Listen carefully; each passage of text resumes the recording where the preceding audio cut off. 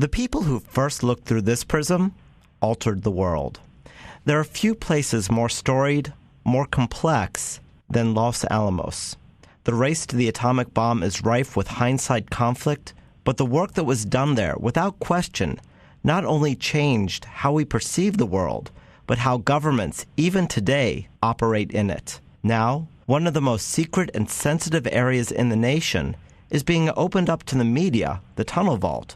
But also, the public is getting access to some of the most famous buildings related to the Manhattan Project to help us look inside and get a glimpse of one of the most important areas of the Cold War. We are joined by Ellen McGehee. She's the laboratory's Historic Facilities Manager. Welcome, Ellen. Hi. Thank you for joining us. I want to understand what's happening tomorrow at Los Alamos and why it's such a historic day. Well, this is our 70th anniversary year. The laboratory was officially founded in 1943, and we've actually had sort of events throughout the year. We've had speaker series and other key events, but really just sort of one-day kind of things or an afternoon, that kind of level. This is a sort of a signature week of events, and it's culminating tomorrow with a set of tours and a family day celebration. And so I've been extremely busy this week with a lot of media and event support, but we're gearing up for tomorrow are a series of tours that I'm leading actually out to buildings that are significant because of their association with the Manhattan Project. And what will tourists get to actually see? Where will they go? Well, I'm looking at the brochure right now. I'm most familiar with my tour, but there are other tours throughout the laboratory area that highlight some of the key programs and facilities of the laboratory. So not every tour tomorrow will be a historical tour of historic locations. In fact, there's going to be a tour of our fairly new Emergency Operations Center, for example, and there'll be tours of our main administration building, the National Securities Sciences building, in our main technical area at the laboratory. But my tours tomorrow will focus on several key buildings associated with Project Y of the Manhattan Project. This is the Los Alamos Laboratory, founded in 1943 with the ultimate goal of producing the world's first nuclear weapons. And what were those buildings like? How tightly secure were they? How separated were the scientists? Because I understand that back in the day, the scientists weren't actually really in communication with each other because they didn't want everyone to have the whole puzzle. Well, actually, that's not entirely true. General Groves did want to have the information compartmentalized, but the scientific leader of the laboratory, J. Robert Oppenheimer, felt very strongly that it was important for the scientists to be able to collaborate, especially in Los Alamos. So, some of the world's most brilliant scientists were brought to New Mexico, very remote, in the 1940s, and basically put out on this isolated plateau at almost 7,000 feet, and they all worked together to come up with the weapons designs that were ultimately successful.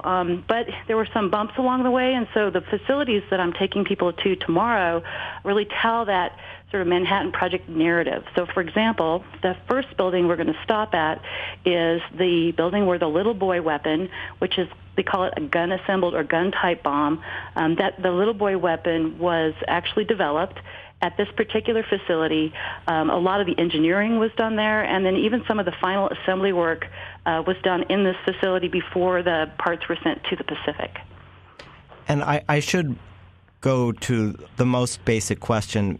Years ago, actually decades ago now, I was allowed to take a tour of 3 Mile Island after the accident. And I remember them giving me a little badge which I could wear where they said if the badge changes colors, you should leave and leave quickly and you would be escorted out. Is this tour safe? Is there materials that would be dangerous for us to be around?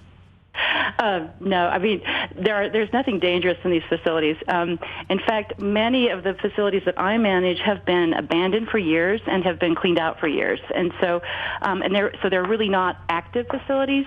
In fact, we just did a restoration on this. We call it the gun site, the home of the little boy.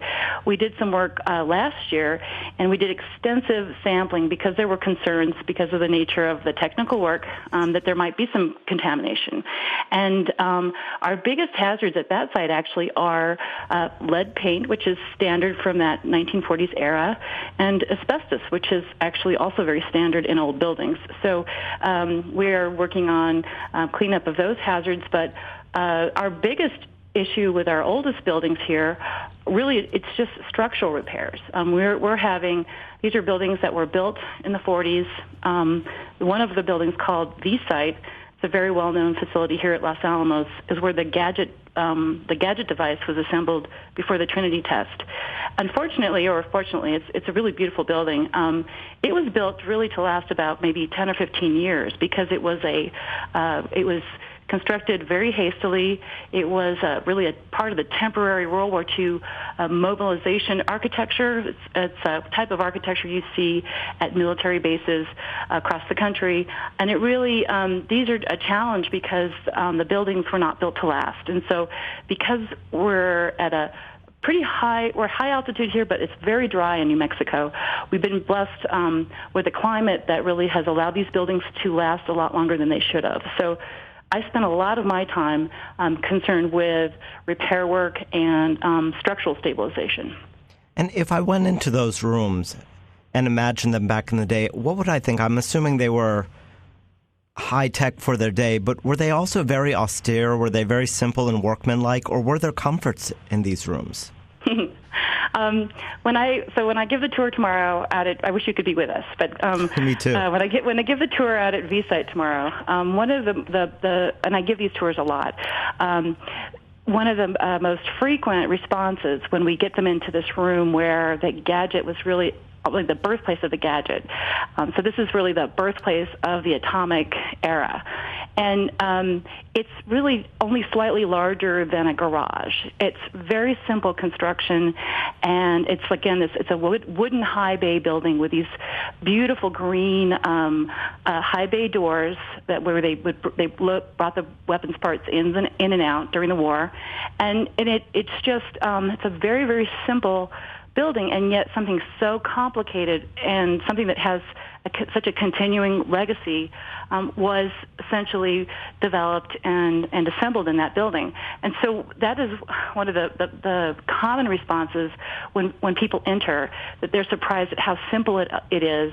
And there really are, or there were no comforts during the war. Very just plain kinds of buildings, and because of the expediency or the urgency of the war back then, people didn't really need any comforts. They were just there for a very singular mission. And the other building I was talking to you about, Gunsight, is actually a bunkered building. It's constructed out of reinforced concrete. So it's massive and kind of gray, and you go partially underground. And so it is, it also has a very interesting feel to it. But again, they're small. They're not very complicated buildings. You talked about them being very driven, about them being very focused, and I imagine that has to be the case. But looking into the people who were working in Los Alamos, and I suppose you have better access to those records as well, was there also internal conflict as to what they were doing, or were they just so driven trying to reach their goal that the moral questioning really didn't come until after? I think for the most part, you're absolutely right. The moral questioning did come afterwards, from what I've read, and I'm the historic buildings facility manager, but I'm also a historian, and so as part of my job, I get to go out in the field and be in these old buildings, but I also get to go into the archives, and I've been reading a lot lately, going back to find original records associated with all of these facilities, and you really get this sense of people who are just have a singular goal. They're working around the clock, and they're overcoming a lot of technical, more engineering type of challenges. In fact, people think about the scientists as these big thinkers, these intellectuals. These are theoretical physicists, but once the initial designs were set, they had to translate that down from off the paper and really into reality. And so the development of the early weapons was really more of an engineering feat. So it took a lot of people. And they weren't just scientists. A lot of them were more engineers or just technicians who were recruited from some of our local towns here in northern New Mexico. So it was a lot of it was just not really a brute force kind of technique, but a lot of it was trial and error and repetition to solve some of the little technical problems that had to be worked out. And how many people were really involved, and were they basically bunkered down, or were they free to go and then come in the next day, or were there different levels of people? Well, so Los Alamos is set up pretty much today the way it was in World War II. There's a town site area where a lot of people live, and then across this major canyon, Los Alamos Canyon, it's the bulk of the laboratory, the technical areas. And so during World War II, a lot of the hazardous work was done in these more remote technical areas, but people lived in the downtown area with their families. So they were allowed, obviously, to go back and forth from their work site to home. They weren't allowed to go very far, though, around in the northern New Mexico area, mostly because of the security of the time. People were fairly young by our standards. I mean, I think Oppenheimer was around 38. The average age of the personnel in the project here in Los Alamos about 25. So when they weren't working, they also liked to go out and hike and ski during the wintertime, and so they were mostly staying close around the area of Los Alamos. It wasn't just a research center, but they actually stored nuclear devices there. Should we talk about that? The tunnel thing, that's really the Cold War history. So we did research during World War II, but we didn't really start producing and stockpiling nuclear weapons components until after World War II. That's when the tunnel comes in. So the tunnel is a Cold War facility built between 1948 and 1949. So it was a facility built between 1948 and 1949, and it stored some of the earliest stockpile of nuclear weapons components. So this is special nuclear materials. We talk about them. People use the word cores or pits. And but right after the war, there weren't that many of these pieces, these components, and but Los Alamos was producing them and needed a safe storage place. So that's why this tunnel vault was built, and it was used to store those components really only for a brief period of time. And that was when these components were actually part of the stockpile. And then other facilities were developed around the country to house these pits and cores and other parts of the stockpile. But then we continued to use the vault for many, many years because we had a mission to do research and development for new weapons designs, and we tested a lot of these in the Pacific and then at the Nevada test site, both underground and atmospheric tests. And so any of the materials, special nuclear materials associated with just the tests and the new designs were also stored in this vault.